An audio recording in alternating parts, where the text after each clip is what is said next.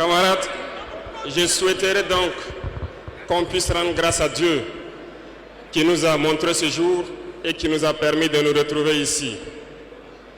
Rendons hommage à nos FDS et nos vaillants VDP qui se battent au front, et c'est grâce à eux que nous pouvons nous retrouver ici pour communier. Rendons aussi hommage à vous, ceux-là qu'on a baptisés les Waïya, qui veillent jour et nuit.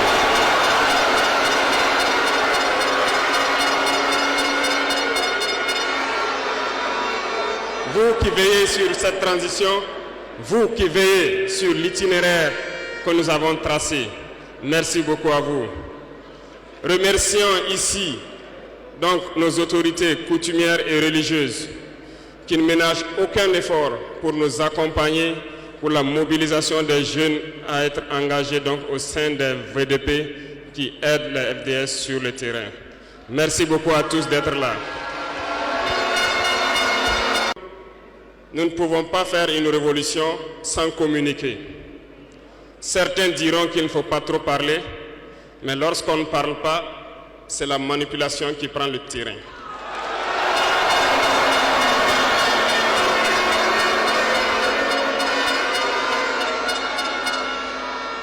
Comprenez quelque chose. Le père de la Révolution communiquait beaucoup. Je parle ici de Thomas Sankara.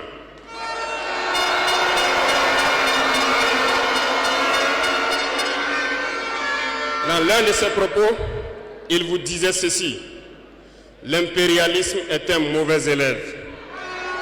Lorsqu'il est cherché de la classe, il revient toujours.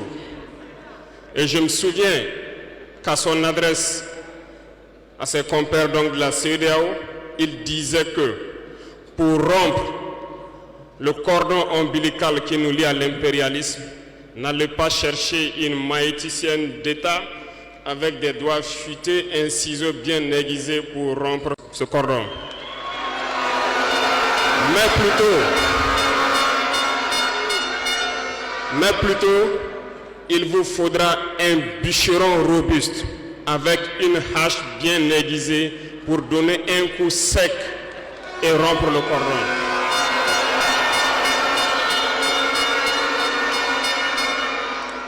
Cela veut tout dire. Je m'en vais vous expliquer un peu comment est-ce que l'impérialisme se comporte. Après l'assassinat du père de la Révolution, justement, le régime qu'avait voulu l'impérialisme s'est installé. Dans les années 90, vous vous souvenez tous d'un programme qui nous a été imposé, le programme d'ajustement structurel. C'était qu'un plan. Je vous explique. En mettant en place ce programme dans nos contrées, vous avez remarqué au fil des 2 décennies qui ont suivi, toutes nos usines qui étaient en place ont été privatisées. Notre économie a été déstructurée.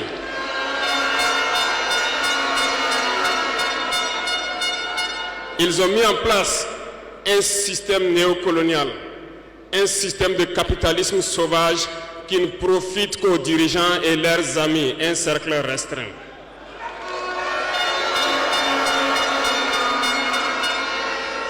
Du côté des forces, ils ont tout fait pour déstructurer nos armées. Ils ont dit de baisser le budget des armées, de ne plus les équiper, de ne plus s'entraîner. Ce qui a été fait dans la sous-région. Nos armées ont été réduites en néant. Ils préparaient la chose. Pendant ce temps, les grands pays comme le Niger, le Mali ont connu une résurgence de ce qu'ils ont appelé des rébellions.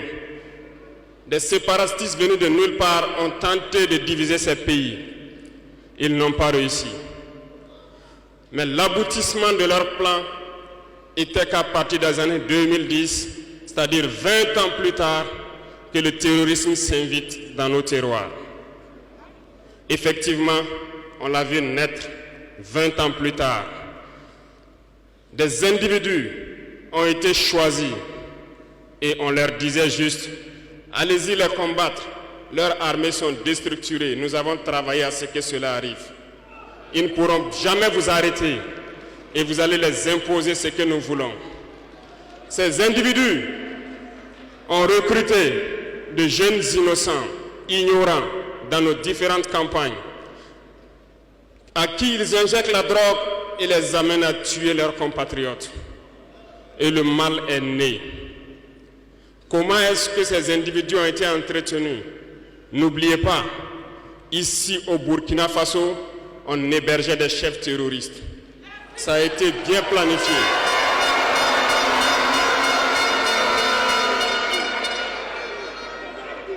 Et comment y arriver? Lorsque ces terroristes vont se lancer, il y avait quelqu'un qui pourrait peut-être intervenir à la faveur de nos États. Je nomme ici le feu général Muammar Kadhafi. Il fallait l'éliminer. Et un beau jour, ils sont tombés sur lui. Ils l'ont éliminé. Ils ont encore eu dans ce plan l'ingénieuse idée de mettre toutes les soutes d'armement et de munitions à la disposition de ces terroristes qui devaient donc déstructurer notre sous-région. Le plan était parfait. Et dès lors, ils se sont mis en ordre de bataille. Ils ont commencé à descendre vers le sud. Nous nous souvenons encore, lorsque le régime en place à Bamako en son temps a fait appel donc à des forces étrangères. Il ne fallait pas plus que quelques heures qu'ils se déploient. C'était bien préparé. Ils se sont déployés et ils ont fait semblant d'arrêter le terrorisme. Et immédiatement, nous avons vu l'installation de plusieurs forces étrangères au Mali pendant 10 années. Pendant ces 10 années où le terrorisme était contenu au nord, s'est invité au sud et le Burkina Faso a été infesté à partir de 2015. Tout était bien planifié et bien pensé. Je me souviens encore quand nous étions à Ber, au nord de Tombouctou. On voyait donc des forces spéciales de ces pays-là venir nous dépasser, aller plus en profondeur. Et à leur retour, ils étaient tout rouges. Ils ont des petites machines de foreuses et bien d'autres équipements de géologie que nous contemplons. On se demandait où est-ce qu'ils gagnaient cette terre rouge, parce qu'en patrouillant autour de Ber, nous n'avons pas de terre rouge. Peut-être qu'ils creusaient, ils sondaient, nous ne savons pas de quoi il s'agit. Le ciel malien n'appartenait plus aux Maliens. Tout était bien pensé. Lorsque des gens qui combattaient sur le terrain ont fait aussi le constat, ont décidé à un moment donné de prendre les responsabilités et les voilà sortis de nulle part. On nous traite de putschistes. Nous ne sommes pas français, nous ne comprenons pas ce que ça veut dire.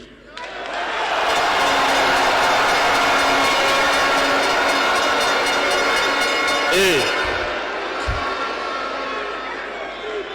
les valets locaux, qui sûrement ne comprennent même pas le sens profond du mot, nous appellent aussi putschistes.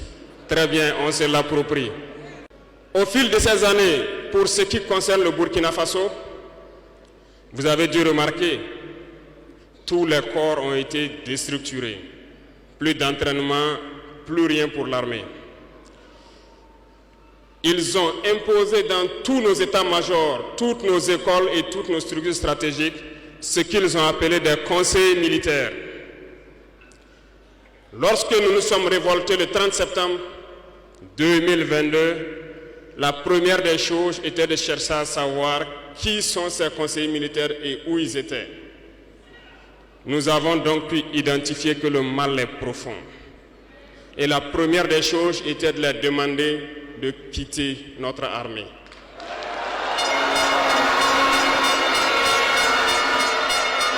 Ils sont partis. Et ce que je vous disais il n'y a pas longtemps, vous ne pouvez pas espérer retrouver votre objet perdu en faisant appel à celui qui vous l'a volé de venir vous aider à le chercher.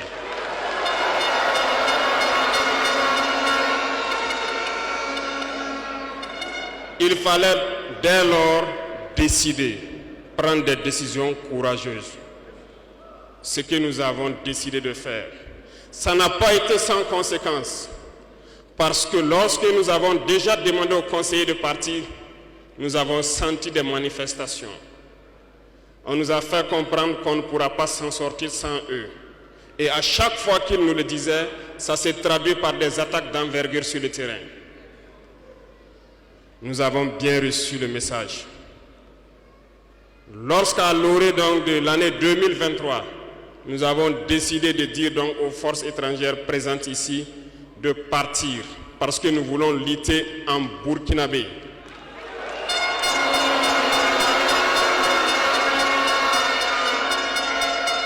Ils ne l'ont pas sûrement apprécié. Mais pourquoi venir mourir sur nos terres pour nous? Nous préférons combattre nous-mêmes. Nous avons demandé à ce qu'ils retournent chez eux. Malheureusement, je vous le dis ici aujourd'hui, comme j'aime le dire, la colonisation est rentrée. Il y a des esclaves de salon qui n'ont toujours pas compris. En son temps, des officiers militaires nous ont écrit et nous ont approchés pour nous dire que c'était une très mauvaise décision et que nous n'allons pas tenir 2 mois. Des fiches ont été écrites. On nous a transmis ces fiches pour nous faire une analyse stratégique de leurs pensées. Nous avons dit, c'est soit nous sommes souverains ou nous restons esclaves à jamais. Effectivement, lorsque le dernier soldat a quitté le Burkina Faso, nous avons compris de quoi est-ce qu'il s'agissait. Les attaques se sont enchaînées immédiatement. Déou, Tinakov, Partiaga, ainsi de suite. Mais ce qu'ils avaient oublié, c'est que le peuple du Burkina Faso avait compris notre message et s'était engagé sur la même voie que nous.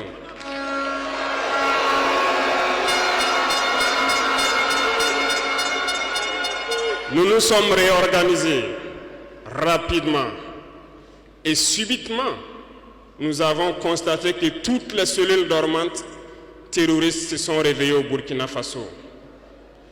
On a réorganisé l'armée au plus vite, à une vitesse inégalée. Nous avons créé plusieurs unités et même si plusieurs autres sont à venir, nous les avons équipées. Et aujourd'hui, cet équipement se poursuit parce que dans les jours à venir, les mois à venir, ce que vous allez voir venir au Burkina Faso doit faire de notre armée une puissance à craindre.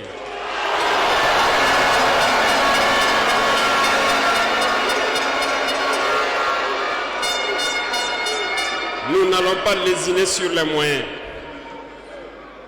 Nous avons compris que le combat qui est engagé contre l'impérialisme sera dur, très dur. Mais seuls les durs vont passer et les Burkinabés sont des durs. Et nous allons passer. C'est pour vous dire que l'impérialisme a tout son temps. Lorsqu'il veut déstabiliser, il regarde dans l'immédiat. Si ce n'est pas possible, il pose les jalons pour le faire dans 10 ans, 20 ans, 30 ans. Mais il n'a aucun intérêt à ce que nous soyons indépendants. Aujourd'hui, tout ce qu'ils souhaitent pour le Burkina Faso, c'est le chaos. Parce qu'ils espèrent faire venir ces forces étrangères ici et espérer récupérer la situation dans 10 ans, même dans 20 ans. Mais nous ne les laisserons jamais parvenir à cet objectif.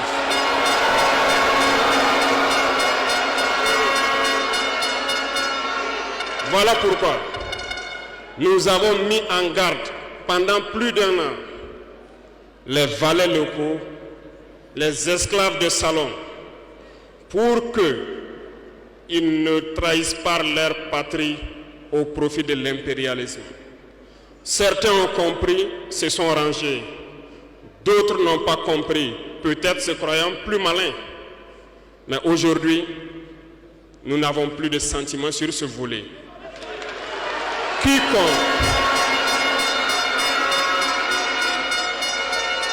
Quiconque va trahir sa patrie au profit de l'impérialisme, il sera traité comme tel.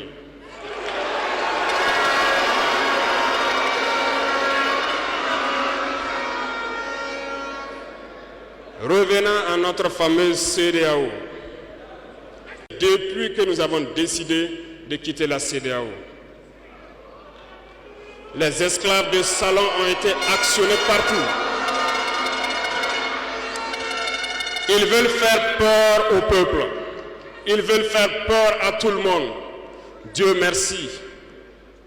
Dans un passé récent, il n'y avait qu'une poignée de gens qui avaient droit à la parole. Sur les plateaux télé, c'est ce qu'ils se disaient qui étaient donc prêts pour évangile. Aujourd'hui, avec les nouvelles technologies, qui ont bien sûr des avantages et des inconvénients, tout le monde a droit à la parole. Et je pense que les Wanyis sont les premiers à confirmer cela.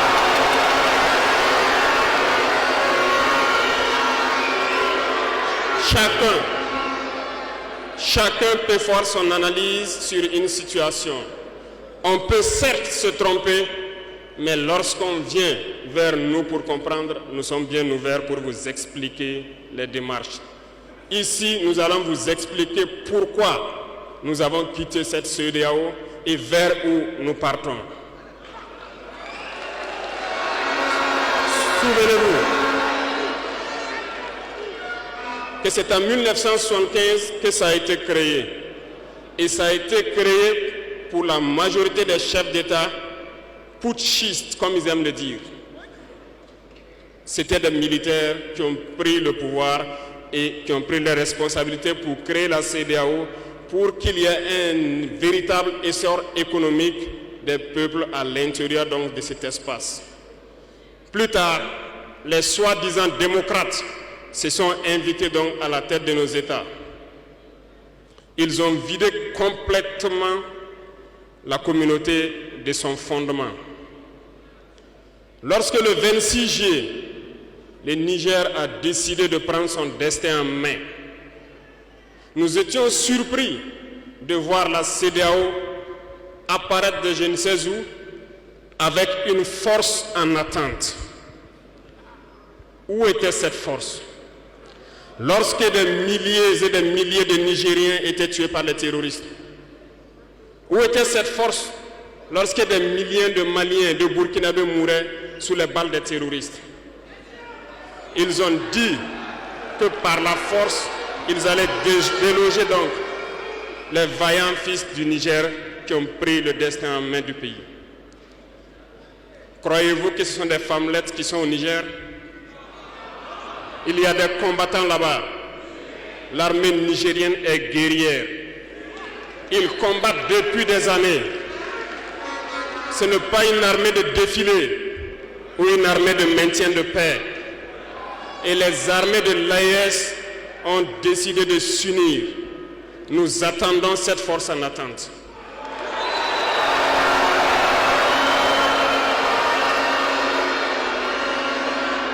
Il faut que ces soi-disant démocrates le comprennent. Lorsque des milliers de Nigériens sont morts sur leur lit d'hôpital par manque d'électricité ou par manque de médicaments, c'est du crime. Ils sont responsables de ces sanctions, ils sont responsables de ces morts. La même chose se passe au Mali. Avec le Burkina, nous avons des sanctions indirectes. Parce qu'il faut que les gens comprennent. Lorsqu'ils prennent leurs consignes de l'autre côté, ils viennent, ils font tout pour l'appliquer. C'est honteux. Certains ont décidé de ne pas fournir l'électricité à nos pays. Ce n'est pas gratuit, nous payons. Et ça contribue à leur économie.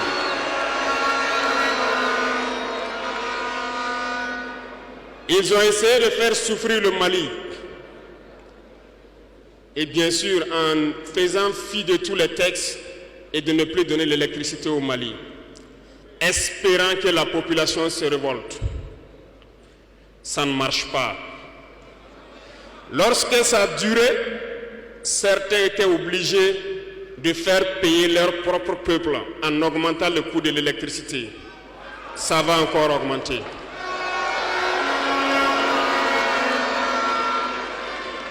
Cela nous donne plusieurs leçons. Plusieurs leçons en ce sens que l'indépendance que nous prenons, la souveraineté que nous prenons, nous devons tout faire pour qu'elle soit. Ils nous ont donné de très belles leçons et nous avons très bien compris.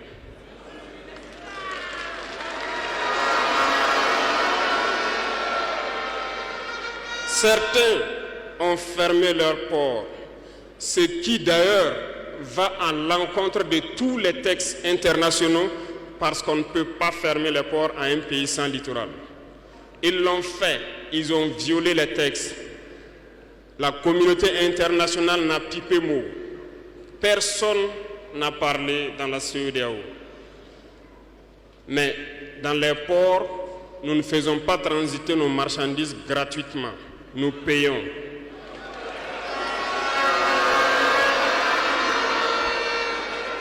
Et ceux-là qui le font récoltent aujourd'hui les pots cassés. Et je pense que c'est une leçon pour eux aussi, qu'il ne faut toujours pas appliquer les consignes de leur maître. Il faut qu'ils le comprennent pour toujours.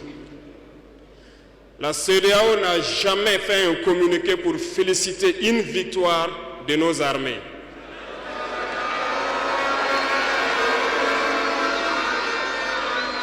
À peine, elle condamne du bout des lèvres et très rarement lorsqu'il y a des massacres.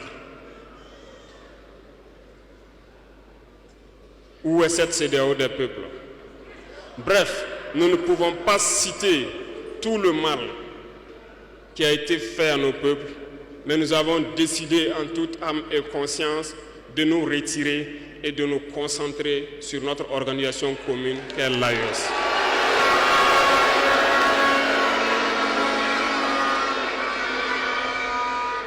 Retenez que il n'y a pas de peur, parce que en prospectant et en nous mettant au travail, nous avons remarqué une chose. Dernièrement, certains ont décidé d'interdire l'exportation de certains produits alimentaires vers le Burkina Faso. Très bien. Ils ont donné une durée. Nous ferons en sorte que, à la fin de cette durée, nous interdirons l'entrée de ces produits sur notre territoire.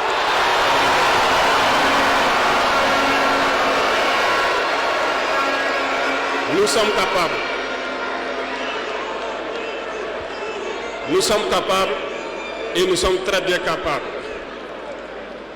Nous avons fait beaucoup d'expériences cette année et je peux vous assurer que sur le volet alimentaire, le Burkina peut être autosuffisant.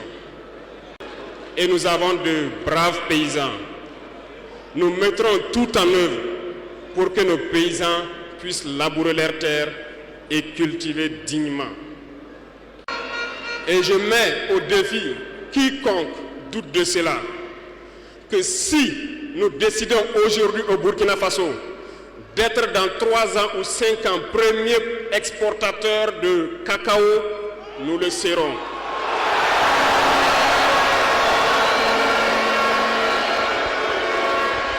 Parce que nous pouvons. Sur l'industrialisation, plusieurs projets sont en cours pour 2024. Nous n'allons pas les citer ici, mais sincèrement, nous allons tout faire pour que ces projets voient le jour en 2024. Lorsque vous prenez l'économie, certains, quand on les écoute, ça fait pitié. Ils n'ont même pas le courage de faire comprendre au peuple qu'il y a moins de 5% d'échanges économiques entre les États de la CEDEAO. Parce que tout ce que nous faisons venir vient de l'espace hors de la CEDEAO, nos importations pour la majorité. Et tout ce que nous exportons part hors de la CEDEAO. La malhonnêteté intellectuelle de certains font qu'ils ne peuvent pas le dire, parce qu'ils sont des esclaves de salon. Ils ne peuvent pas vous dire ça pour que vous soyez confiants. Mais je vous invite à rester confiants, sereins, imperturbables, parce que nous pouvons avoir cette indépendance tant sur le plan alimentaire, tant sur le plan industriel. C'est possible et nous sommes lancés sur ce chemin.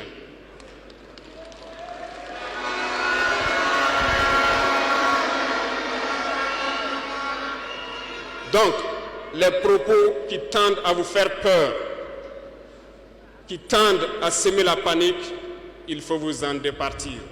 On se mettra au travail et nous allons y arriver.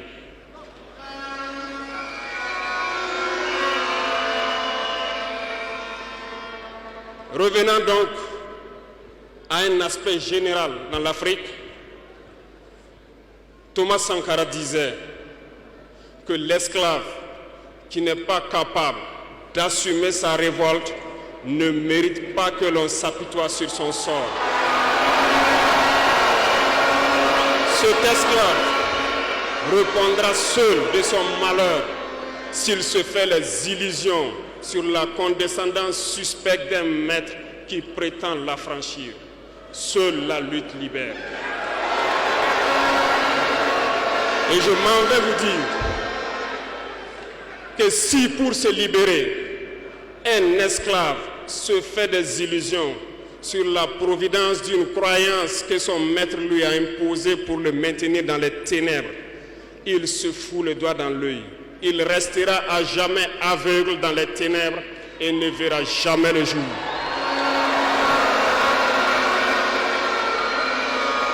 Dieu lui-même a dit, Dieu n'aime pas le paresseux. Dieu n'aime pas l'ignorant. Dieu n'aime pas celui qui ne se bat pas. Car, dit-on, aide-toi et le ciel t'aidera.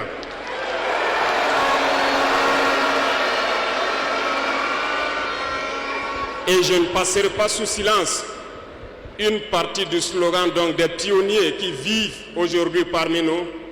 Oser lutter, savoir vaincre.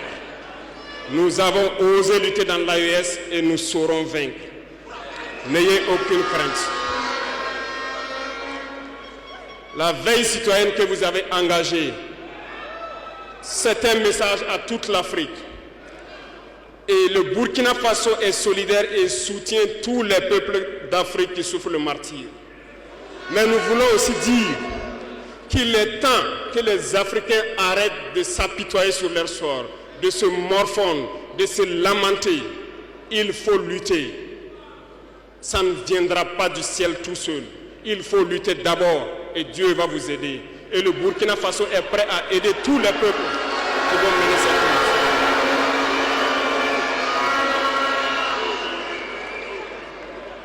lutte. Dites-leur à tous ces peuples qui se battent, il est temps qu'ils disent la vérité à leurs dirigeants. Au Burkina Faso, lorsqu'il s'est agi pour nous de contribuer donc pour que le FDS soit équipé, les députés n'ont plus de salaire aujourd'hui. Ils n'ont que des indemnités de session. Les salaires des ministres ont été diminués au maximum et le peuple contribue. Vous ne pouvez pas lutter et vouloir que les dirigeants soient dans un luxe insultant. Les peuples doivent se réveiller et exiger cela de leurs dirigeants.